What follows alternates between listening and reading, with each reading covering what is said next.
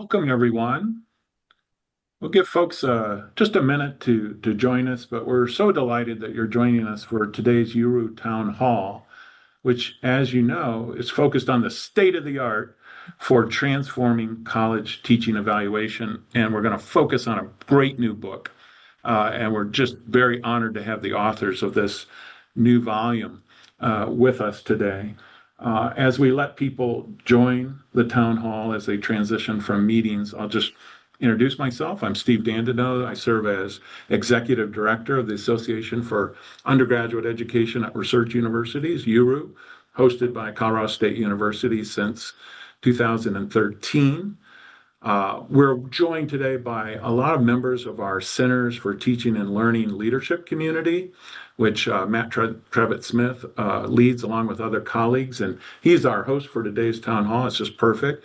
We also have, of course, an entire community dedicated to implementing the 2025 National Academies Report on Undergraduate STEM Education. We call it the Undergraduate STEM Education Community, jointly led by Tracy Addy and Cassandra Horry and Michael Palmer. We're delighted for all the folks from that community, who I'm sure many of whom are joining us today.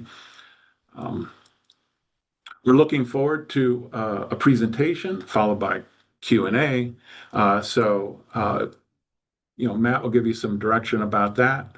But I just wanted to personally, again, highlight this book. We're so grateful to the authors, not only for their joining us today for this town hall, but for all the work that's gone into this project over many years. And it's a vitally important topic that has great potential for advancing goals that I'm sure we all hold for our undergraduate students and for our universities. And so, without further ado, and with great thanks to all, let me turn things over to Matthew Trevett-Smith from the University of Delaware, who, in addition to everything else, is the leader of our CT, Center for Teaching and Learning Leaders community. Thank you, Matt. Really appreciate it. Thank you, Steve, and thank you everyone for joining us. It's a great honor and opportunity to help facilitate this conversation today. As we're going through, there's a couple of different options for once we get to the Q&A section, just as a heads up. So if you hear something you're really interested in, you can either make a note of it yourself, or you can put it in the chat with a promise that we'll get to that. We're going to reserve some time towards the last 15, 20 minutes or so for those.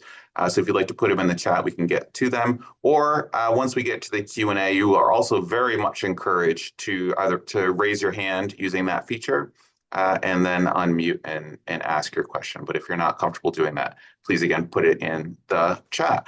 So I'm going to take just a few moments to introduce our amazing panel.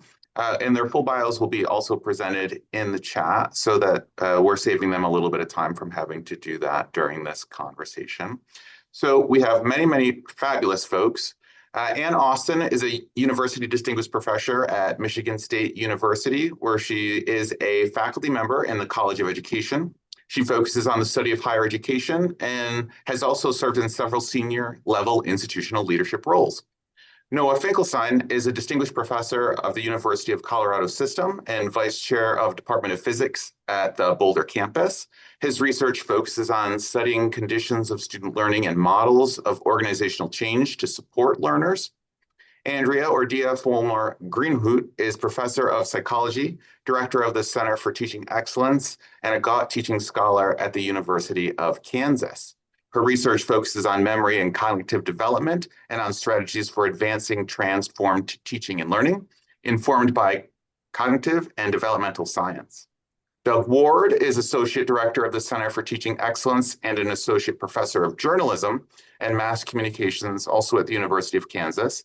His work focuses on generative AI and other technologies in education, online teaching, and the future of higher education. And finally, Gabriela Weaver is the Assistant Vice President for Academic Affairs and Research at the University of Massachusetts Systems President's Office. She also holds a position of Professor of Chemistry at UMass Amherst. And Dr. Weaver's work focuses on transforming institutional practices to support faculty professional development and enhance student access, persistence, and success in higher education.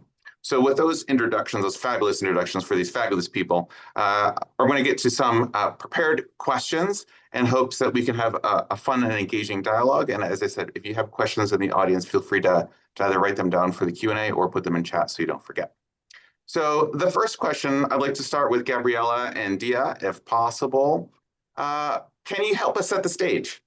Why is the traditional student evaluation model failing both faculty and students? Well, I will take a shot at that, Matt. But first, on behalf of the entire team, I want to begin by expressing our sincere appreciation to UERU for hosting this town hall and having us here. To your question, the bottom line is that the quote unquote traditional approaches to evaluating teaching are based on a very limited and outdated notion of what teaching entails. So I'm sure that everybody on this town hall is well aware that teaching and learning have been changing rapidly over the last few decades. There's a lot of new scholarly information about effective ways to engage students. There are new technologies that transform the ways we can even create learning experiences. And of course, there's rapidly evolving ways to access and create information. Furthermore, today, faculty and departments support a much broader range of outcomes under the umbrella of teaching and learning: critical thinking, communication, civic engagement, career readiness, digital literacy, and many more. So this means that faculty are deploying skills in a very broad range of areas, and their course materials and methods are changing on a regular basis. That ongoing adaptation, designing new activities, aligning assessments, learning new technologies, etc., they take an enormous amount of intellectual effort and time. But here's the key: much of that intellectual work is invisible, or at least it can't be readily seen if all you have to work with is what's inside the classroom, especially for somebody who's encountering the content for the first time. And that's how the traditional, end of semester surveys to evaluate teaching are done. So a great deal of that work happens before class. It happens outside of class with engaging with the scholarship of teaching and learning, mentoring students, etc.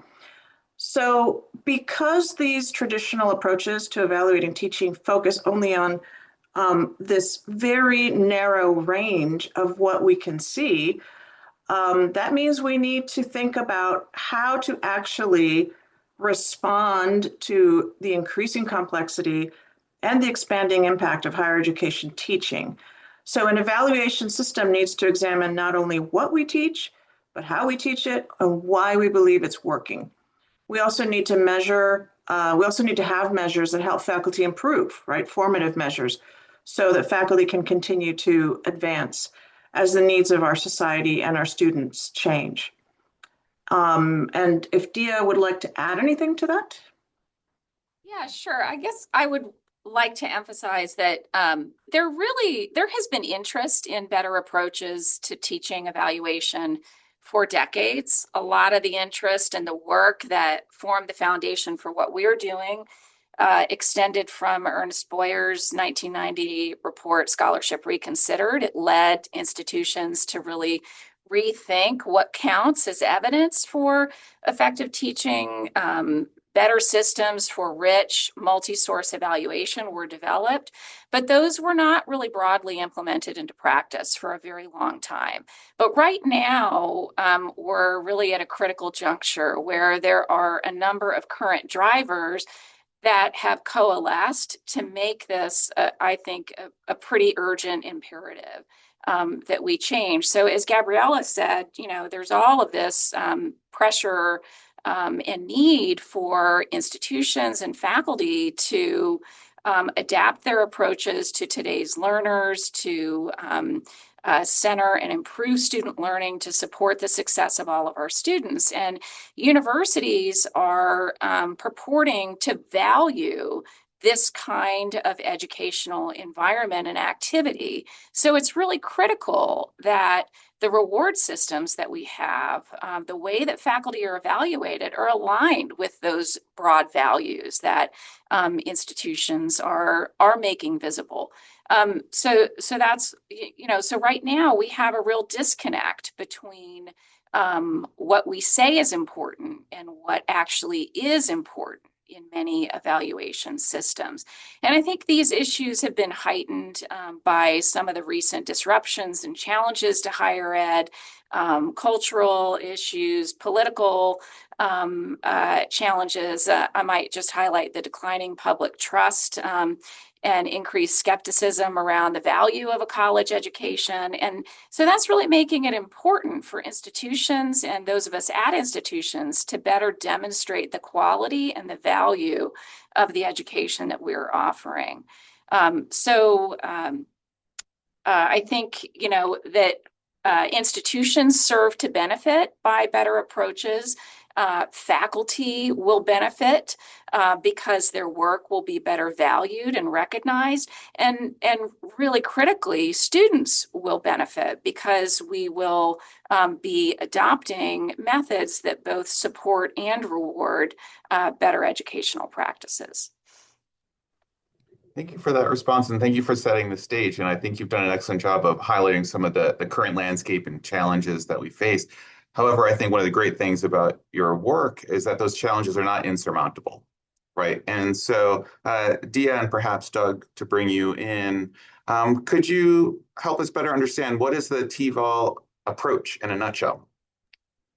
Sure. So at the core of our approach is a multi-dimensional, multi-source framework that is intended to define and externalize expectations for teaching effectiveness, and also to really broaden the kinds of evidence that we use to document effective teaching. This framework is based in several decades of research, which I already mentioned, on scholarly teaching and its evaluation. Our specific framework has specified 7 different dimensions that are intended to capture the broad range of contributions that faculty make to the educational mission of their unit, the sorts of things that Gabriela already referenced. We're especially interested in capturing that intellectual work that's involved in assessing and improving continuously student learning and the student experience.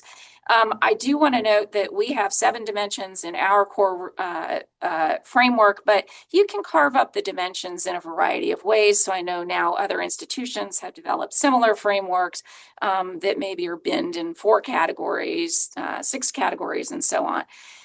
The framework includes a rubric that specifies some criteria for what it looks like to be performing at a high level on each of these dimensions, and then some associated tools that can help structure the implementation of this kind of evaluation process.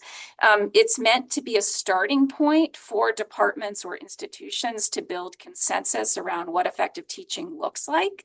And then it also can provide a sort of developmental roadmap for improvement of teaching practice and a common structure for the evaluation process itself. We, as I mentioned, draw on multiple sources. So core principle of the framework is that you should be triangulating across 3 lenses: information provided by the instructor, by students, and by a third party or peer lens, because we recognize that teaching is complex and multifaceted, and that a more robust and valid picture of teaching effectiveness is going to come from multiple sources. And then the last thing I will say is that the other big component of our framework is really driven by the recognition that the existence of a better framework for evaluating and defining teaching doesn't guarantee that it's going to be implemented, right? So to support adaptation and use of this framework, we've also developed a model for campus transformation. Our model centers on department level change, because departments are often the main unit for faculty evaluation. but we embed the work in a systems approach in which we're also working at other levels of the institution. And for just to follow up, I think that two of the things that we do that are really helpful is the peer review. Often what peer review amounts to is to file through a classroom and pat somebody on the back and write a report about how students seem engaged and isn't this person doing a great job. Often when I do this, I don't even visit a class. Others do, and I do sometimes, but really I can gather a lot of information from having a conversation with the instructor, looking at the course materials ahead of time and better understanding what are they trying to do, and then having them lead me through what they do. And then using the rubric categories as a way to categorize some of the ways that they're approaching their work. The other part, and a big part of this, is self-reflection, which allows the faculty members to put things in context so that it's not just here are the numbers from a student survey. It's what did I learn from teaching? How did I approach this? How did students respond? And what kinds of changes have I been making? How have they been working? Thanks for that. And we're going to transition to transformation a little bit later on, but you mentioned two key dimensions of this that if we could drill in on just a little bit more, and I'll throw this out to anybody on the panel, different components of the multidimensional approach that you're presenting. How do we practically integrate peer review without it becoming a box checking exercise? I can maybe jump in and address that.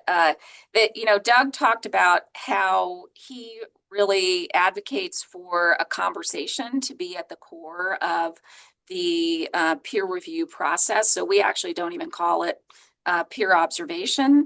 And we really encourage departments to embed this activity in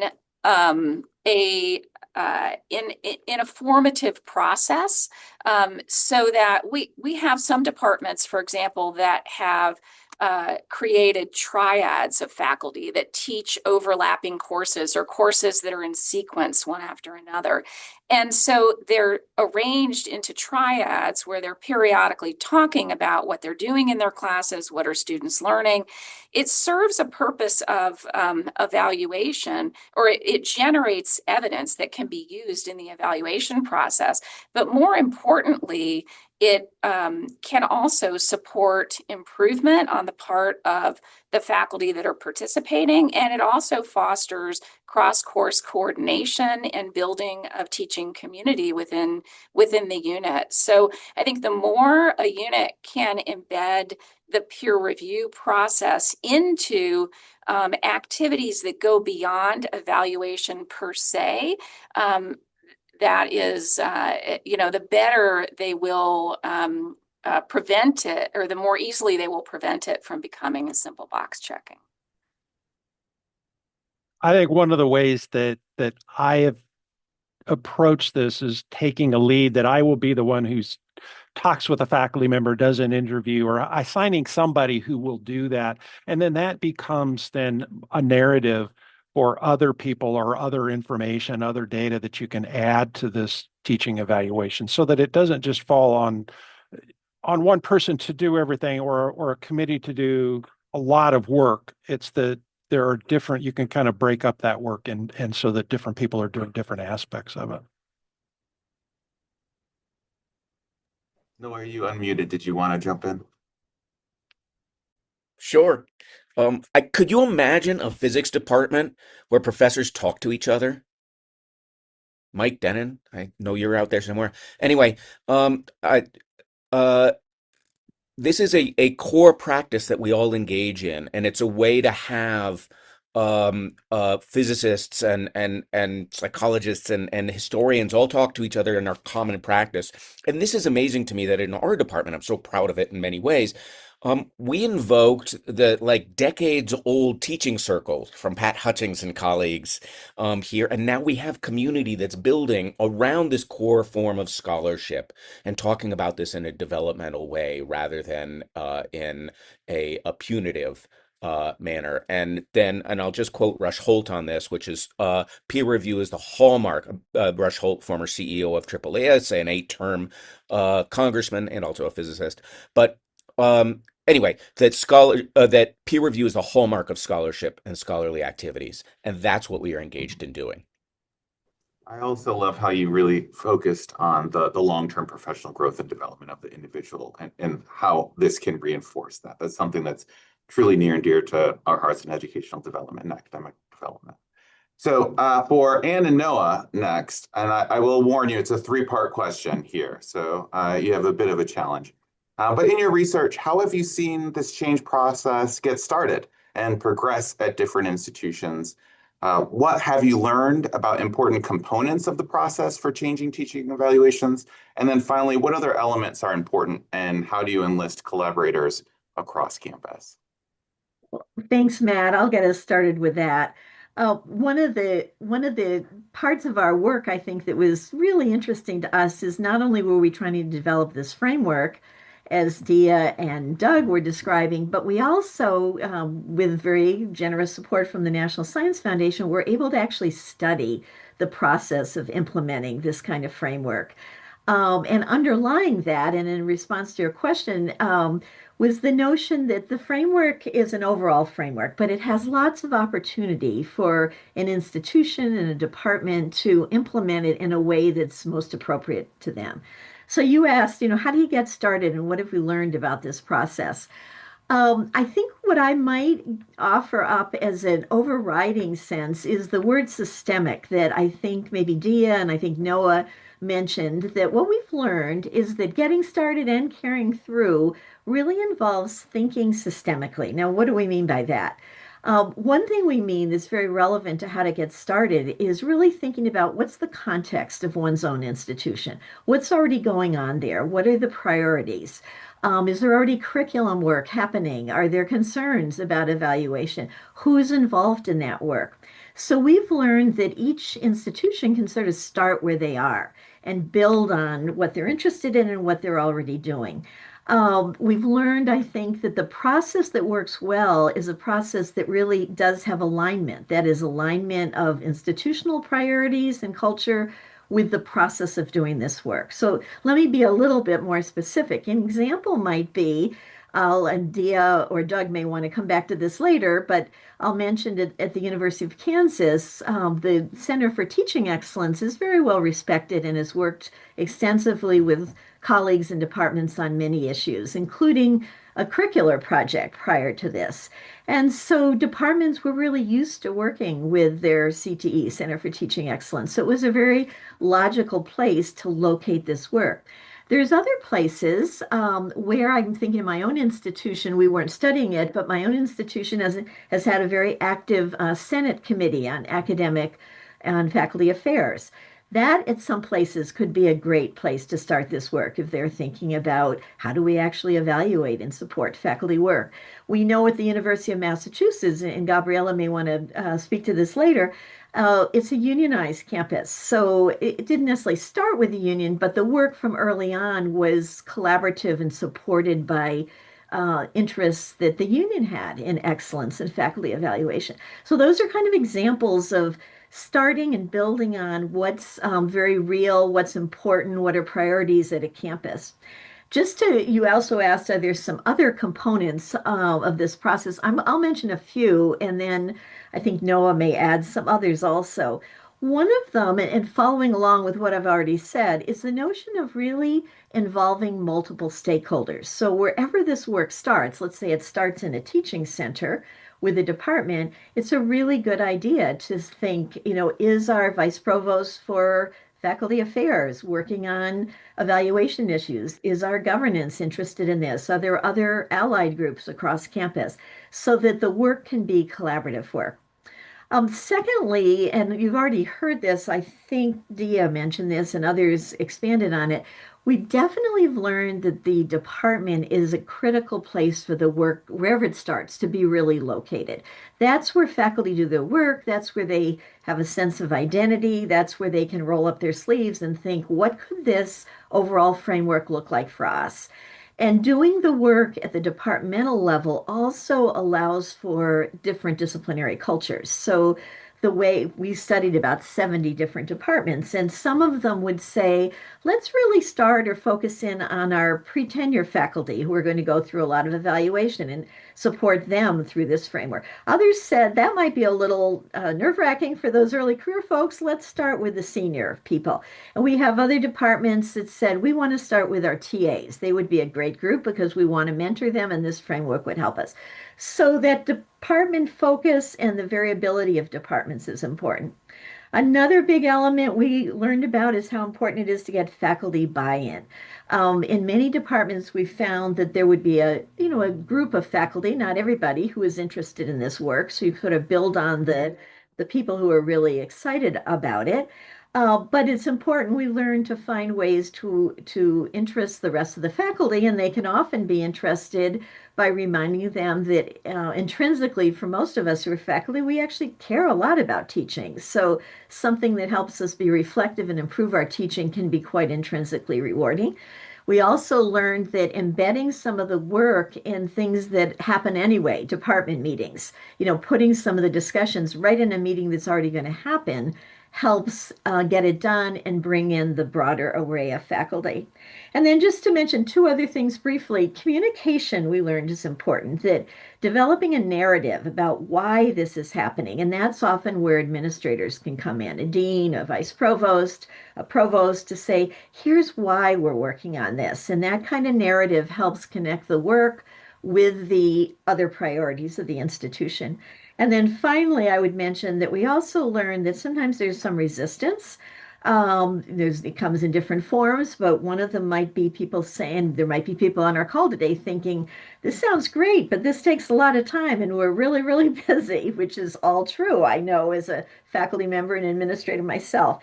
But again, thinking about how to embed this work, not as an add-on, but as part of meetings or connected to work already going on, can be important.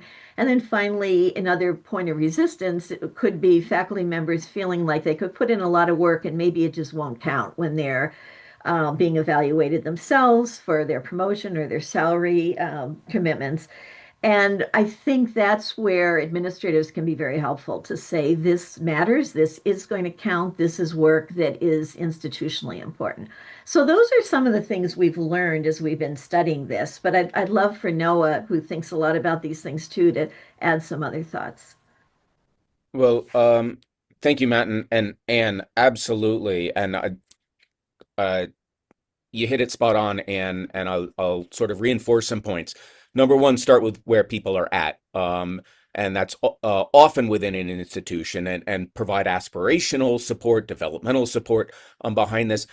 But at the institutional level, recognize the institution as a driving force behind this. And what motivates different institutions is going to be different. Our story, we were really inspired by the AAU initiative here to advance undergraduate education. And that was a seed project that really helped us develop. And then when the national academies came in as an emphasis in this area, golly, we really got to play to that, and our deans caught attention there. So I think that's extraordinarily valuable. And my lesson there is leverage outside resources.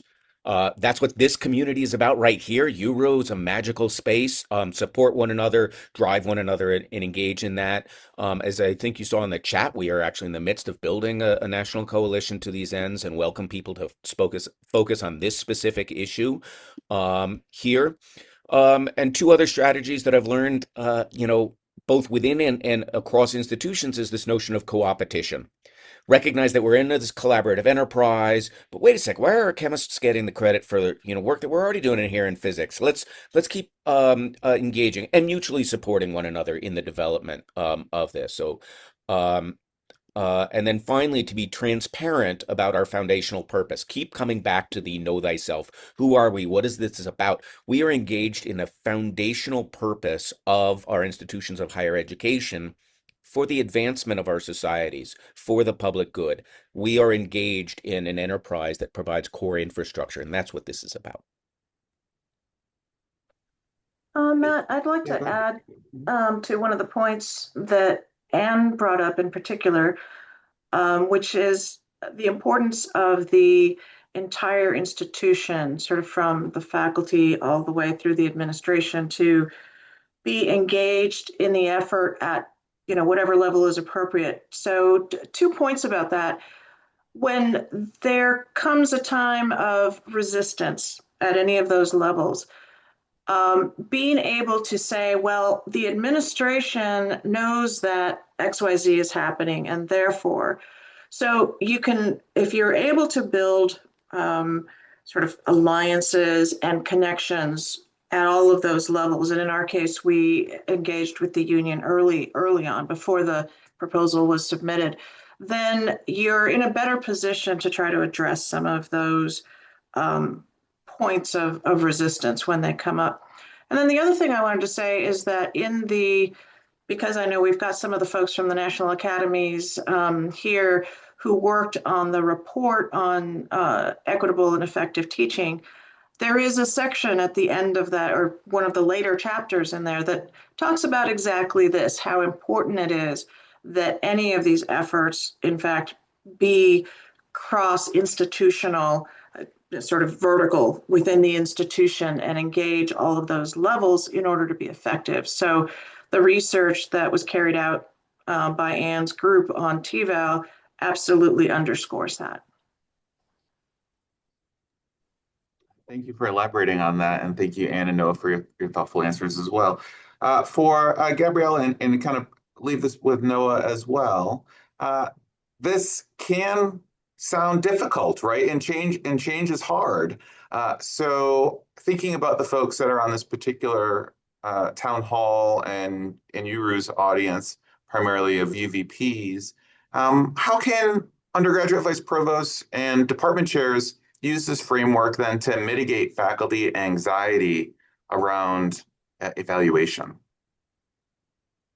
Super. I'll start off on this. And great question, Matt. And really, thanks again to this community. You are the ones who are making a difference. You are the ones who are engaged in this to advance education at our institutions. So you know the answers to this as well as we do, and I'm eager to get into the Q&A here. But I'm going to summarize 2 key points that you've already heard before. That communication and enacting values and supporting people in a systems level approach are what are essential. So let me unpack those 2. We can communicate the key principles of what makes this to be successful. An effective approach to teaching evaluation is one that enacts values, that addresses the core purpose of our institution that I mentioned before, and values the work among a broad array of educators on our campus, from the contingent faculty up through the more permanent here. It's done with faculty and with educators, not to the faculty and educators. And so we are the ones who are best positioned to refine and specialize what it means to evaluate student learning in physics, but give us the tools and charge to do so. This is a process that is transparent. It's not some sort of black box here, but one where we are welcoming all and being clear about what our expectations are. As a result of being clear about what our expectations are, it becomes developmental. Not only are we showing people where to go, but this is a process to show people how to get there. And finally, what it does is it aligns this evaluation work with the resources on our campuses and the practices on our campus, and that makes a 3-legged stool surrounding our value system that is at the core of our institutions and who we are. So this allows us to make progress. And then the second main point here is simply to enact a systems view. This is what Anne talked about so eloquently before, but let's take a grass-tops approach. Grassroots meets tops down here. Let's balance the prescriptive and emergent, provide people a framework, but allow them to contextualize that. Invest in a form of continuous improvement to say nobody should have the hubris here to know what's going on with AI and how it is transforming our landscape here. So let's be a little bit humble and recognize that we will continuously improve in our process and value people for engaging in that. To that end, empower people to engage in that kind of work. I'm a huge fan of the networked improvement communities and other related approaches to support continuous improvement. And then finally, draw on the scholarship that's out there. So we write about this in the book. It's all freely available. We're happy to chat with you more. I'm also a fan of the wide array of resources that are out there. I'll give a shout out here and put it in the chat to a new National Academies sort of compendium. I call it a toolkit. They call it a discussion point. Ann Austin led a bunch of this here from the Roundtable for Systemic Change in Undergraduate Education. But this is a driving tool for us to engage in a scholarly way in what we're doing. So bottom line is, let's do this together. And thank you for your work.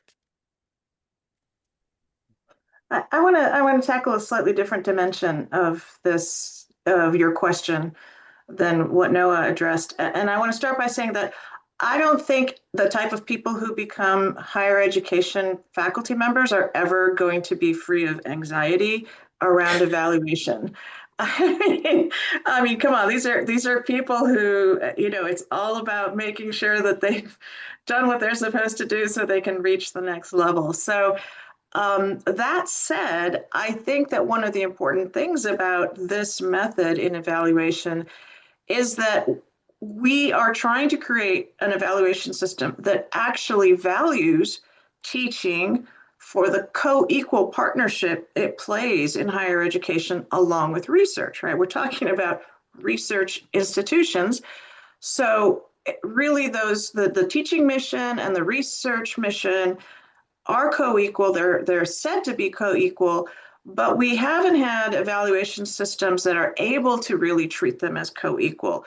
So this type of evaluation system is one that can be trusted to accurately show us how teaching is enacted at the institution. I'm stopping short of saying can tell us the quality of teaching because there is so much we don't know yet or don't agree on yet about how we're defining that. But it certainly can show us how we believe that teaching should be enacted and how it is actually being enacted. So a system that is holistic like this can move us closer to having the teaching mission really well represented with respect to its role in the mission of the higher education institution. And that might not alleviate people's anxiety, but hopefully it gives them some motivation to engage with this particular approach to teaching evaluation. Thank you all. So that's the end of our prepared questions. I do want to give the panel a chance before we turn to the Q&A, and I see at least one question coming in now. So if you're in the audience, start thinking through what a question might be. You can type it or raise your hand and we'll call on you. But I wanted to give the panel one last time if anybody had any kind of closing thoughts, a thread that you thought may have been dangling that you wanted to address before turning to the questions.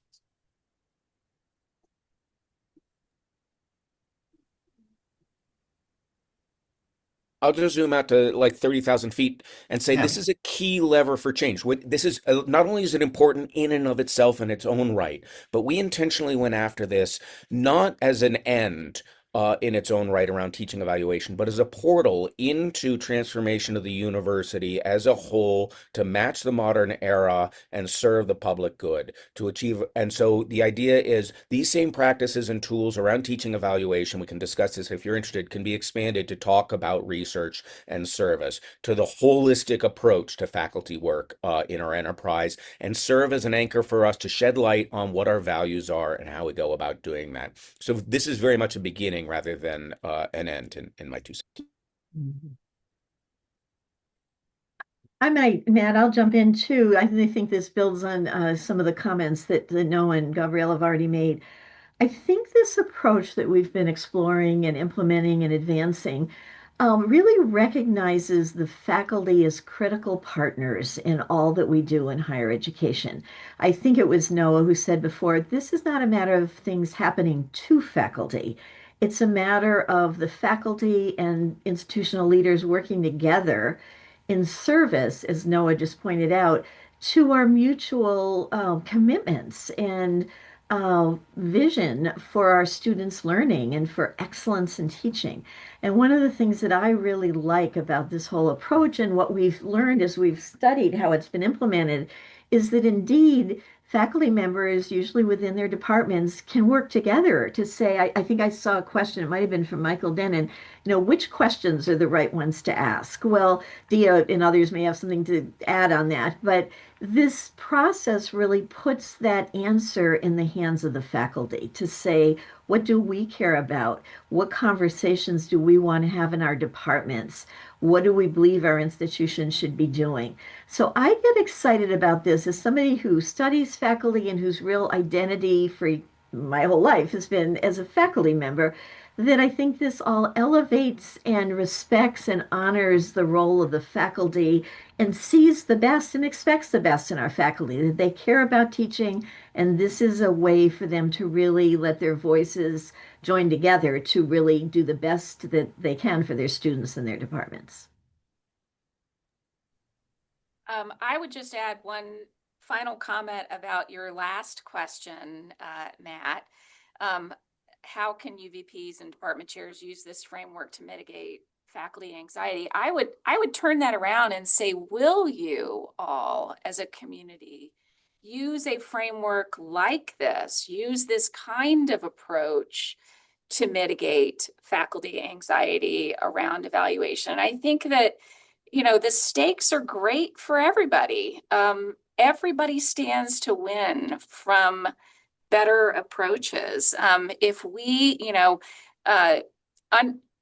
vice provost for undergraduate education or people in my kind of role, leading a center that's supporting and advocating for change in teaching practice, if we are going to lead this work, I think we have to also pair it with a shift in the reward structures around the work. Otherwise, and that's, to align with those values.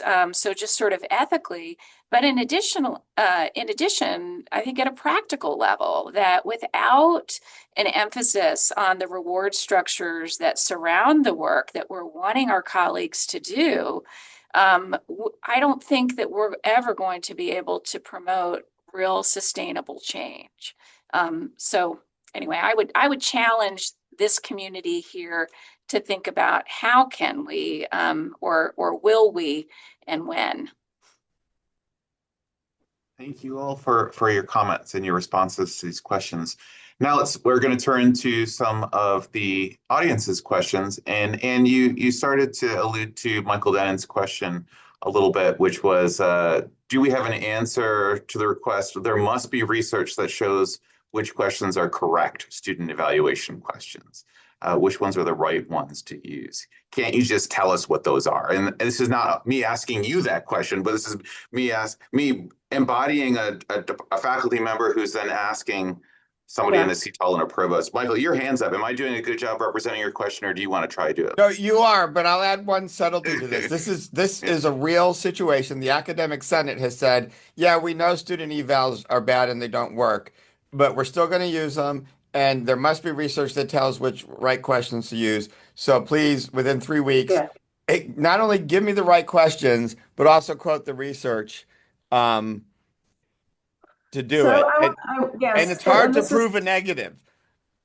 Right. So, Michael, we've heard this kind of thing. In fact, when those of us who are co-authors on the book, we've had, online sessions of various types, and people come to those assuming that what we're talking about is basically rewriting the questions on the student surveys. So the answer has to do with the fact that, try to appeal to their scholarly side. If you're going to study something, you're not going to use only one instrument to take a measurement. And you're not going to use that instrument only once, right? So taking one measurement with one instrument, you know for a fact that there are things that you will not be able to measure with a single instrument. And you know that you need to, get more than one data point. So one of the things about the holistic approach to evaluation is that it recognizes that the student, an end of student survey, whatever questions are on there, has a role to play in this. there are perhaps ways to optimize that, but no matter what kinds of questions, that lens is always going to be limited, right? That the students only have a certain view on it. And so the holistic approach ensures that you have other lenses that are being used. And those other lenses also have their limitations, but when you combine, essentially triangulate your measures, then what you're doing is you're reducing your chance for completely missing any one thing. So it's really the combination of types of measures and how you look at the data in a triangulated manner, rather than trying to super optimize any one narrow view of it. And it looks like Noah maybe wants to add something as well. I was just going to add, so I love that and absolutely right. That's the closest we can get to truth is to coordinate data sets and try and figure this out. But I also think that using these questions, A, to recognize they're not a be all end all. They've been very convenient to us. And there are all kinds of problems we can enumerate. But I love the idea of including student voice. That is essential in what we do.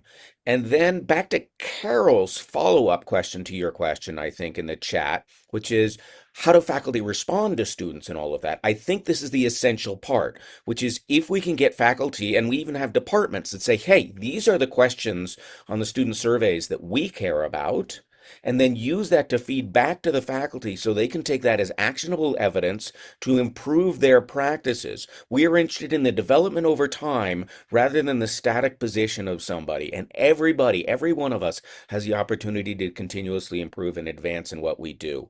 And we should do that in partnership with our students because, among other things, our student populations are changing so dramatically right now. Let's meet our students where we're at.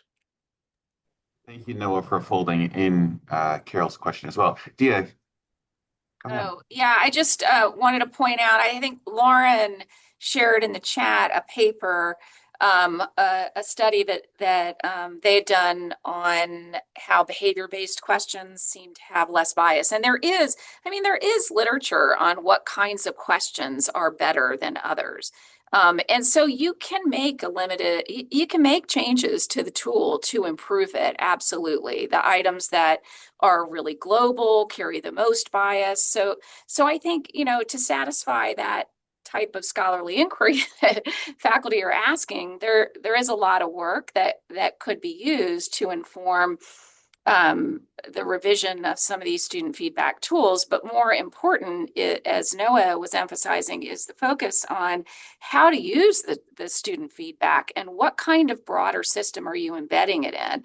And to me, so I've thought about this a lot because last year I led a task force rethinking our refine our student survey tool. Actually, it was refining the work of a task force that Doug had led a few years before me. So now that we had a bunch of results with the new tool, how might we further improve it? But where we really found the most fruitful changes was in how the data are represented and the form in which that comes to both faculty and departments so that it is more usable and easier to integrate with other tools that are providing other kinds of evidence. So things like showing the trajectory of your student ratings over time, aligning the questions with different dimensions of teaching effectiveness. Those kinds of things, I think, are much more useful time sinks than just trying to change the questions over and over again. So, yeah, Anne, go ahead. Just a very quick comment. I think it's been in the chat and been mentioned, but to emphasize, just for some examples, if someone were really saying, I want to see some questions, that have been used, going to our TVAL site will provide examples at some of the institutions we've studied. And I think that will also indicate that there are a variety of examples, that it doesn't all need to be the same. But that's a very practical response too. And we'll put in what that, I believe Julia did before, but we can put in what that link is also. Yeah, thanks for that. And I want to jump up a little bit to Tammy Olson's question, add a little bit of color to it with a footnote that my example is personal, but it's not from my current institution.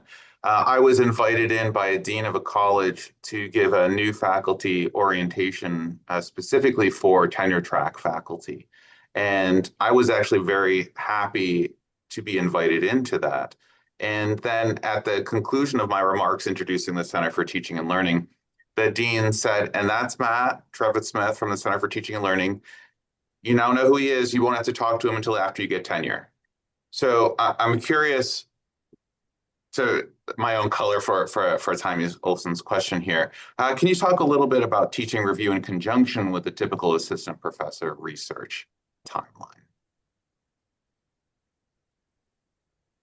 I'll jump in to begin with, which is, we haven't done actually an excellent job in preparing people to teach or even selecting people to come into our institutions who are going to be quality teachers. Now, they care about this. Our faculty are deeply committed to this. And so early on, this is the essential part of the developmental and formative part of the teaching evaluation process. So our teaching circles in our department, but other departments are using them, and other kinds of, they do triads here and whatnot, are designed to be developmental. And we are incredibly protective of our faculty. And one of the ways that we are is we give them the tools to advance. And so we are critical, but constructively critical. And therefore we don't measure, and this came up later, as we are in the midst of rapid transformation of our courses, student evaluations tank and all the rest of it. The whole point is we're looking for change over time. We're giving you actionable feedback. Do you act on that feedback? And so this is a roadmap for our junior faculty. I've had many, many faculty resist to the changes that we've engaged on our campus. Not actually that many, but many. And they look a lot like this. They're the old guard. Within this. No junior faculty has objected to having more transparent, developmental, and scholarly based forms of teaching evaluation. They're grateful for it over the black box that Rate My Professor overall used to be.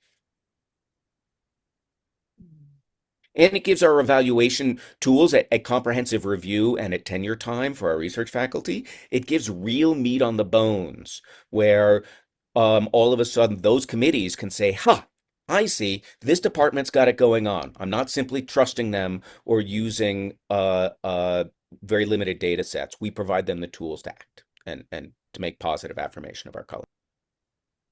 I'll just follow on and say, for the reasons that Noah just pointed out, the use of this sort of framework for peer review, particularly of junior faculty, has been one of the most common on-ramps or starting points for departments. And then they've built it from there.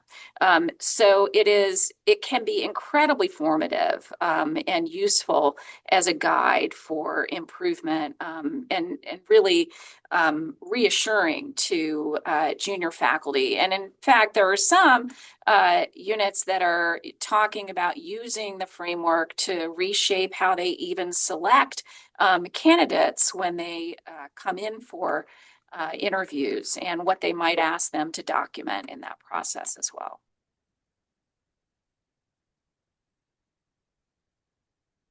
Gabriela, I see you're unmuted.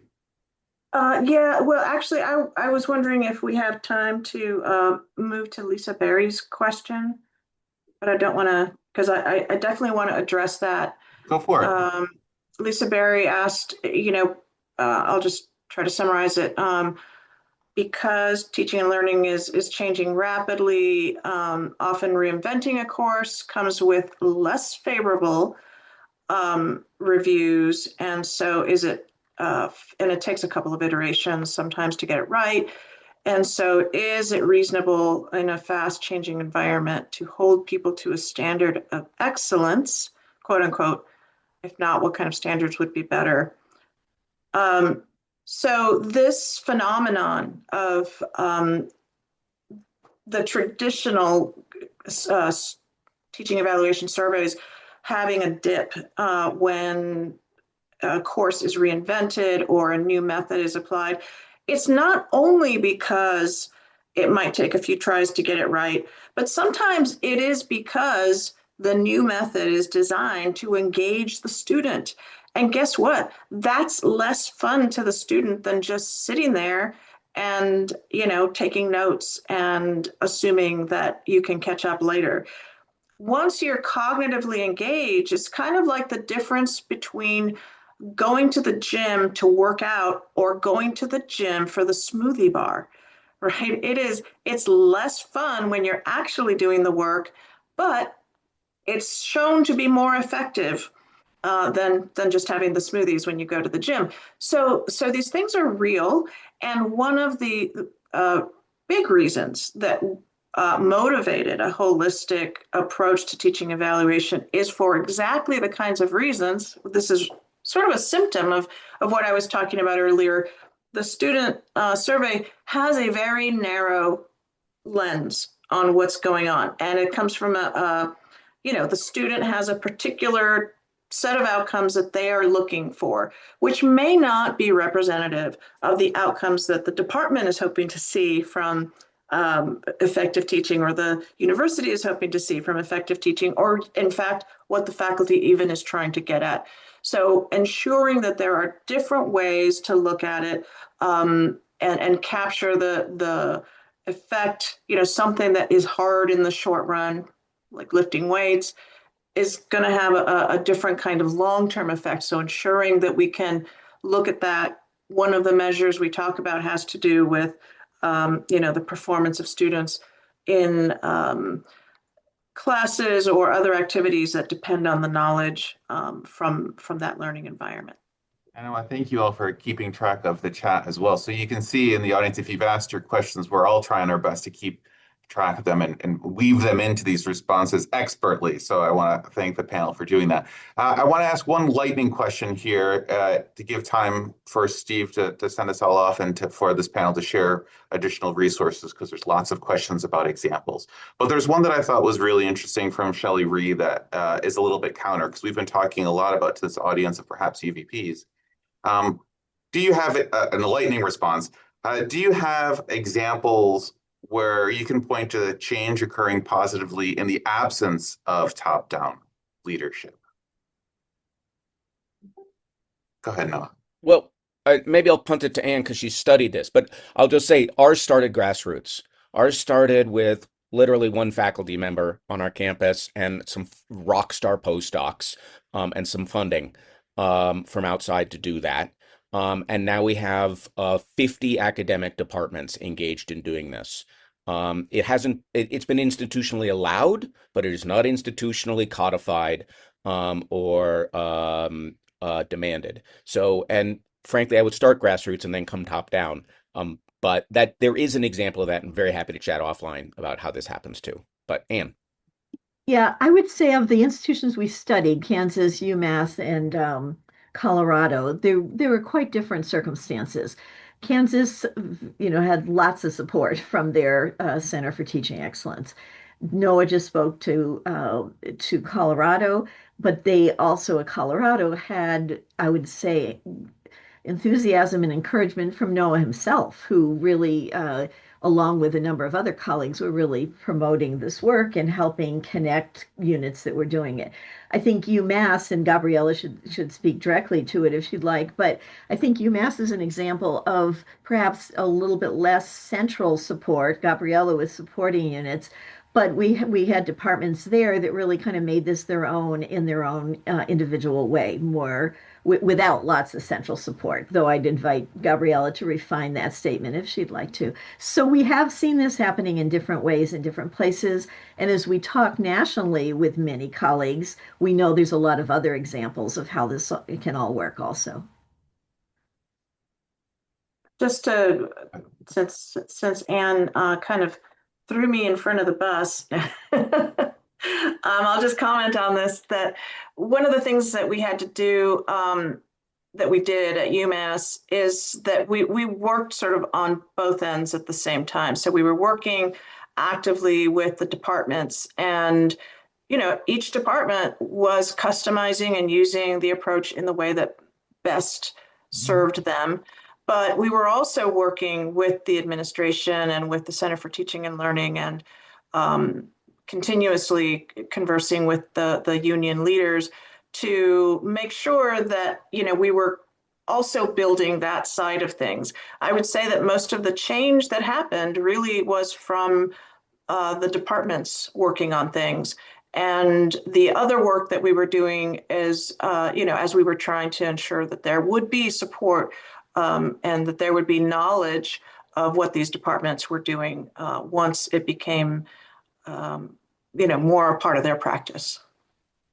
For that. And Steve, I know you asked for 2 minutes to close. We probably left you about 30 seconds, but this audience had a lot of really good questions. So I apologize. Thank you very much to the panel. Thank you, Steve, for hosting as well. Yeah, I just want to echo that. Many thanks to you, Matt, and to the panel of authors. Go get that book. Go visit the TVAL website. And look here, there's another terrific opportunity on April 10 for everyone to gather and to work on this important project.